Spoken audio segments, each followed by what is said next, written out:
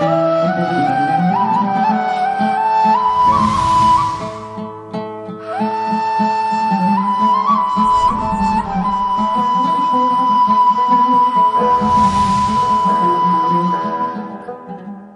الله الرحمن الرحيم وبه نستعين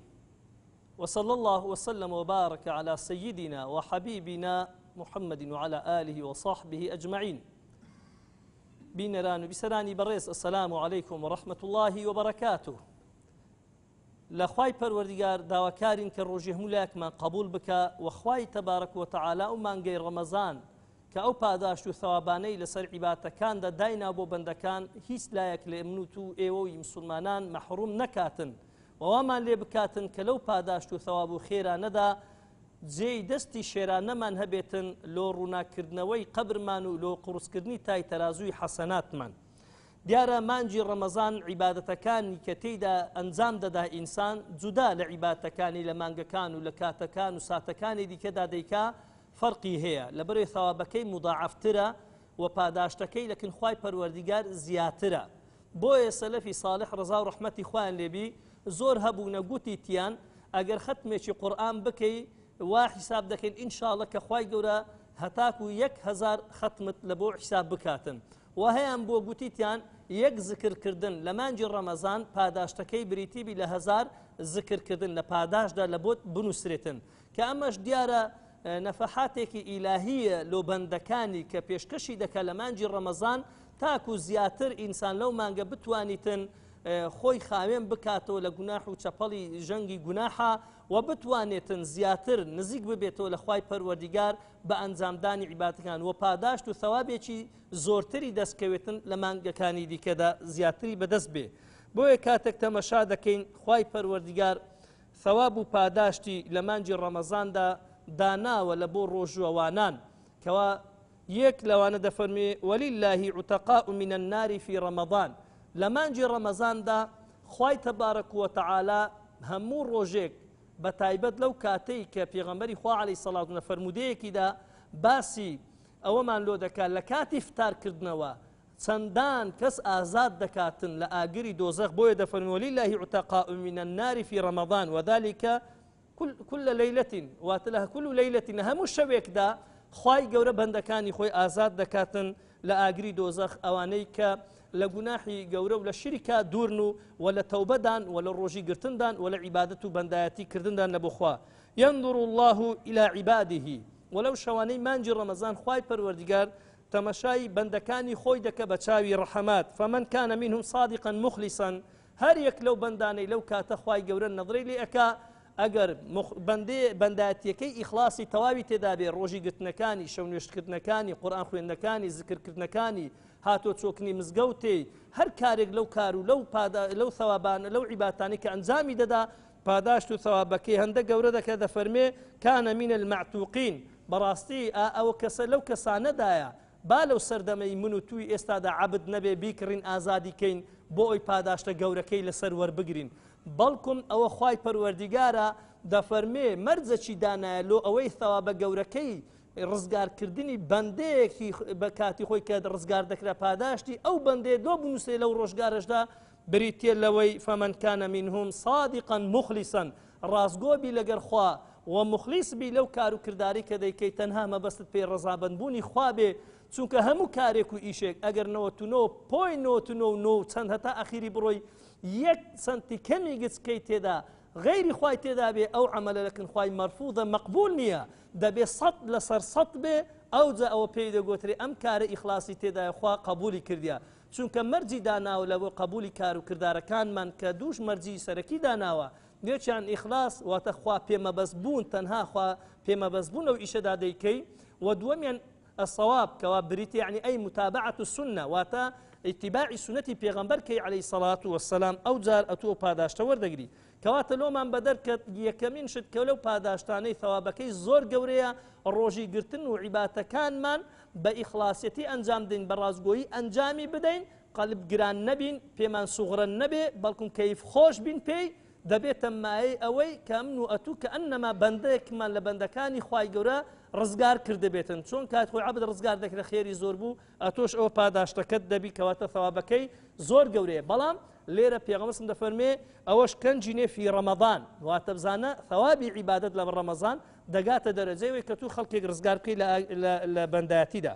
دووەمین شت لە دوعاکردن. دوعاکردن تایبەتمەندی خۆی هەیە، زۆر کات و ساتێ دوعای تێدا قبولە، بەڵام لە مانجی ڕەمەزان و بە تایبەتتر لە کاتی بەرەبەری فتارکردنەوە و بە تایبەتتر لە دەشەوی ئەخیر و بە تایبەتتریش لە یەک شەو لە شەوەکان کە لەیلەة القەدرە کە دوعای تێدا قبولە پێغەمبەری خوا عەلەیهی سەڵات وسەلام داوای لە دایە عائیشە کردووە لە وەڵامی پرسیاری دایە عائیشەدا فەرمووی قولي أتو بلي اللهم إنك عفو تحب العفو فاعف عني ديار دعاء قبول دبي بتايبتش دفرمي داوي عفو بك الأخوة لبرو إخوة العفو وديار قتم شابكين بيغمبري إخوة عليه الصلاة والسلام دفرمي وللصائم عند فطره دعوة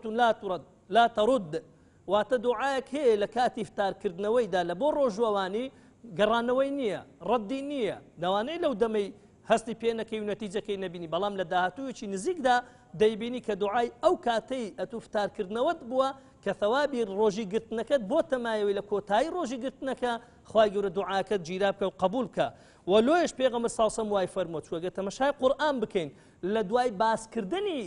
ڕۆژی ڕەمەزانی و لە دوای باسکردنی ئەوەی کەوە باسی ئەوە دەکا فەمەن شەهیدە منکم الشەهرە فەلیەصوم چەند ئاەتێک بەخواری لە سوورەتی بەقەرە یەکسەر باسی دوعا دەکا. ئەمە نیشانەی زۆر گەورەیە ئەم عیبادەتە تایبەتە لە دوعاکردن لە ڕەمەزاندا تایبەتمەندی زیاتری هەیە لە کاتەکان ثەوابی زیاترە پاداش زیاترە قبولبوونی سەریعترە. لۆی خوای گەورە فەرمێ إذا سألك عبادي عني فإني قريب أجيب دعوة الداعي إذا دعاني فليؤمنوا بي وليستجيبوا لي لعلهم يرشدون. دەفەرمێتن ئەگەر بەندەکانی من لە من پرسیار دەکەن ئەوە من زۆر نزیکم لیانەوە ئەگەر دەپارڕێنەوە لە من ئیدا دەعانی ئێمە خەڵک نەپارڕێنەوە لە مردی نەپارڕێنەوە لە کەسێک نەپارڕێنەوە کە بێدەسەڵاتە تۆ بۆ لە خالیق نەپارڕێنەوە بۆ لە مەخلوق بپارڕێنەوە سزای ئەوەی زندیش نەبێ مردیش بێ بەڵکم ئێمە خوا دایناوە دەفەرمێ من لێی نێزیکم خەڵکمان هەیە بە کیلۆمەتر دەچێتە جێگای دوور لە ئەوەی بچی لەسەر قەبرەکەی لێی پارڕێتەوە شتێکی بۆ ببەسێ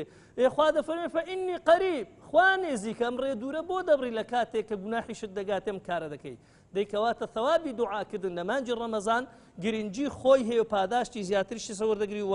باشتریش لێت قبول دەکرێت و چەند کەنزێکی چاکە هەیە لە مانجی ڕەمەزاندا بۆ نمونە دەرفەتی زیاتر ئینسانی مسلمان لە دەستی دەبێت دەتوانی هەڵی بقۆزێتەوە لەبەرەوەی سەدەقە لە مانجی ڕەمەزان ئەگەر سەدەقەیەکی سونەت بکەی بەقەد سەدەقەیەکی واجب حیسابە ئەگەر نوێژێکی سونەت لە مانجی ڕەمەزان ئەنجام بدەی وەکو پاداشتی یەک نوێژی واجب لە بۆت حیسابە ثەوابی عیبادەت لە ڕەمەزان ئەگەر واجبێک جێبەجێ بکەی کە ئەنەما ئەتوو حەفتا واجبت جێبەجێ کردیە بەڵێ حەدیثەکە قسەی لەسەرە و کە حەدیثەکە ضعیفە بەڵام لە ڕای هەندێکەوەکەوە بۆ فەضائیل الأعمال